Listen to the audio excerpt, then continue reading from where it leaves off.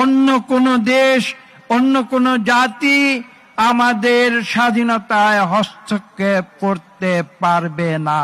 এই যে মানুষের যে আন্দোলন, আমরা যে বিগত জুলাই আগস্টের আন্দোলন দেখেছি, এটা কিন্তু আমি কোনো বিচ্ছিন্ন ঘটনা মনে করি না।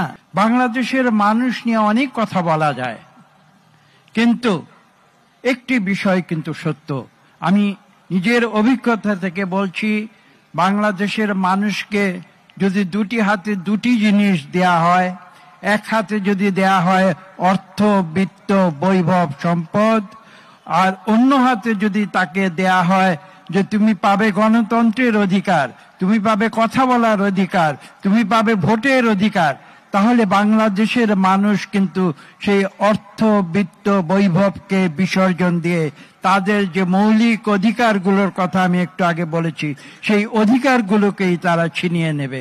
এখানেই বাংলাদেশের মানুষের মহত্ব, এখানেই বাংলাদেশের মানুষের কৃতিত্ব। এই যে মানুষের যে আন্দোলন, আমরা যে বিগত জুলাই আগস্টের আন্দোলন দেখেছি, এটা কিন্তু আমি কোনো বিচ্ছিন্ন ঘটনা মনে করি না। হাজার হাজার বছর ধরে মানব সভ্যতার ইতিহাস যদি আপনারা পর্যালোচনা করেন, তাহলে দেখবেন যে যুগ যুগ ধরে মানুষ কিন্তু নিজের জীবনকে বাজি রেখে তারা যুদ্ধ করেছে। কেন?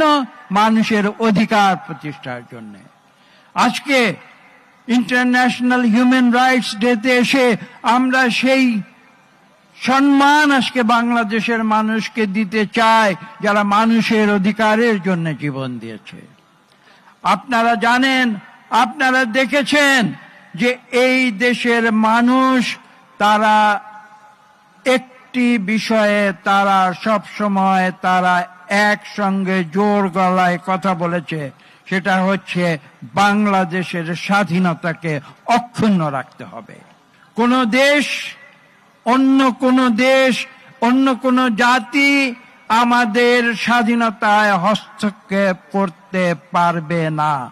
এই সত্য জীবন দিয়ে বারবার বাংলাদেশের মানুষ প্রমাণ করেছে, এবং আমি যে কথা বলেছি যে সেই ইতিহাসের সেই ধারাবাহিকতায় তারা সর্বশেষ 5ই আগস্ট প্রমাণ করেছে যে বাংলাদেশের মানুষ স্বাধীনতায় বিশ্বাস করে। আপনারা মুঘল সাম্রাজ্যের ইতিহাসে ফিরে যান, পরাক্রমশালী মুঘল সম্রাটেরা তারা বাংলাদেশে কিন্তু তাদের রাজত্ব কোনোদিন সঠিকভাবে কায়েম করতে পারেনি।